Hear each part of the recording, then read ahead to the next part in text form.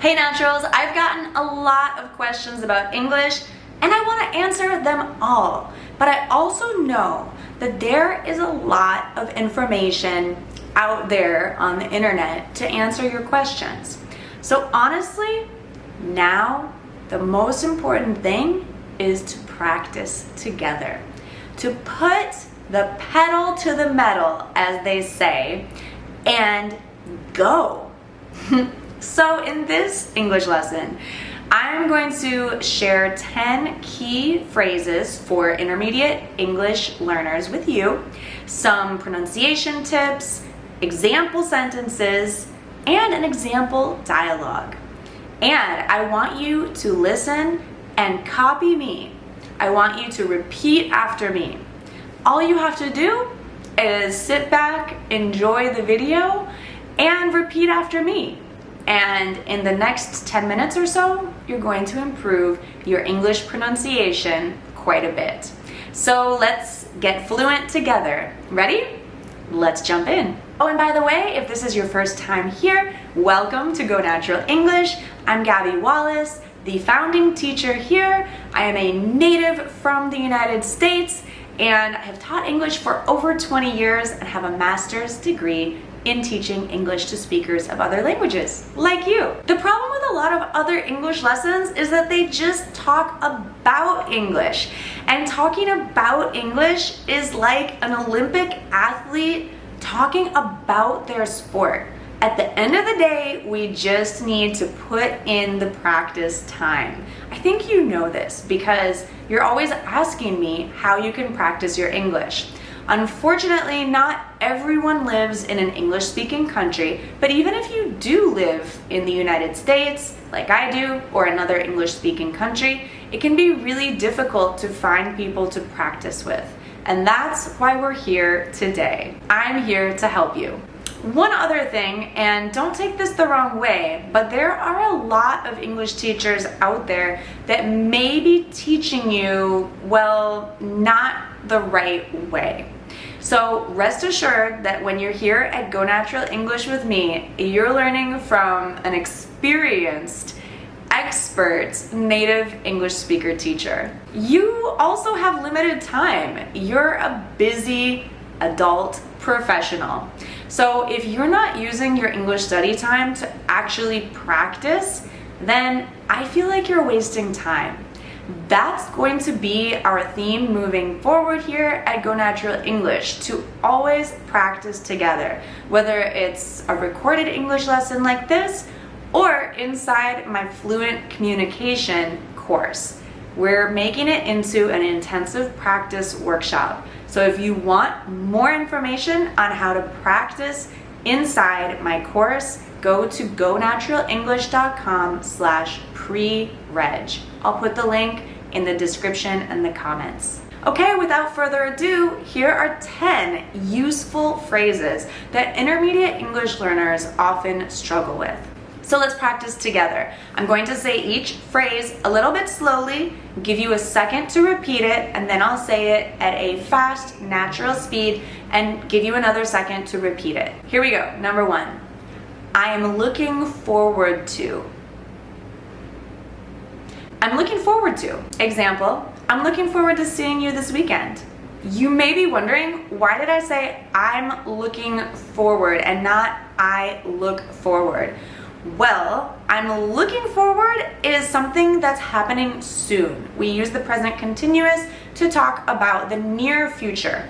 I look forward is a general feeling of hope, anticipation, excitement for something that may happen in the mid to distant future, such as I look forward to meeting your friend.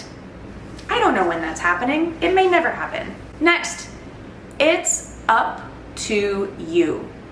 It's up to you. This means it's your decision. For example, where do you want to eat lunch? It's up to you. By the way. By the way, we use this as a transition to interject some piece of information, to introduce a new or unrelated topic in conversation. By the way, did you hear about the new restaurant downtown? I'd rather. This is used to express your preference. I'd rather stay home tonight than go to the party. Take it easy, meaning relax or calm down. For example, after a long day, you should take it easy. As soon as possible, or ASAP. As soon as possible, ASAP, or ASAP. Please send me the report as soon as possible. I need it ASAP. Make up your mind. Make up your mind. This means decide. You need to make up your mind about whether to stay or leave. Get used to. Get used to. This means to become accustomed to something. I'm getting used to waking up early. On the other hand, this is used to present a contrasting idea. I love living in the city. On the other hand, it can be quite noisy. Used to versus to be used to. Used to. To be used to. For example, a past habit. I used to play soccer each weekend. I'm used to waking up early. This is talking about a habit that I'm accustomed to. So because of their tricky meanings and the pronunciation, these can be tricky for intermediate English learners. But I hope that this repetition practice has helped. But don't go away yet, because next I'm going to show you how to use each of these in a dialogue, which you can also listen to and repeat after me. Before the end of the video, I'm also going to give you one additional example for each of these phrases. Hi Mark, how's everything going? I'm good, thanks. By the way, did you hear about the office move? Yeah, I heard. I'm looking forward to the new location. How about you? Honestly, I'd rather stay where we are. I'm not a big fan of change. I understand, but I think it'll be a good change. The new office is supposed to be more spacious. True, but I still need to get used to the idea of moving. Have you made any weekend plans yet? Not yet. What about you? Well, I was thinking we could go hiking or maybe see a movie. It's up to you. I'll make up my mind after I check the weather. Sounds good. Just let me know as soon as possible so I can plan accordingly. Sure, I'll do that. By the way, how are you feeling about the big presentation next week?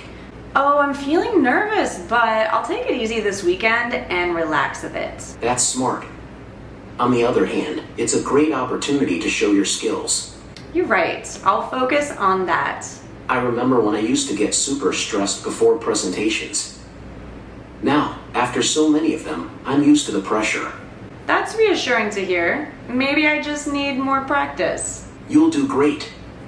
Just take your time and do your best. One more example for each of these phrases. Please listen and repeat after me. Let me know in the comments if you have any questions about the phrase's pronunciation, meaning, or use. I'm looking forward to starting my new job next week. We can either watch a movie or go out to dinner. It's up to you. By the way, did you remember to call your mom about the trip? I'd rather take the bus than drive in traffic. You've been working hard today. Take it easy this weekend. Can you please send the updated files as soon as possible? You need to make up your mind about whether you want to move abroad. It took me a while to get used to the cold weather here. I love my job because it's really challenging. On the other hand, it can be stressful. I used to live in a small town, but now I live in the city. I'm used to working long hours, so it doesn't bother me anymore. If you made it this far, then congratulations. You have become a slightly more fluent English speaker. That's the way to do it. In just 15 minutes a day or less practicing together, you can drastically improve your English fluency skills. And practicing with me, I think you'll feel more confident too. You can do that inside my Fluent Communication program. Get more information at gonaturalenglish.com/pre-reg. I'll see you there and see you next week in a new video on YouTube, on Facebook, and Instagram. I'll see you there. Okay, have a wonderful day full of English, hopefully. Bye for now.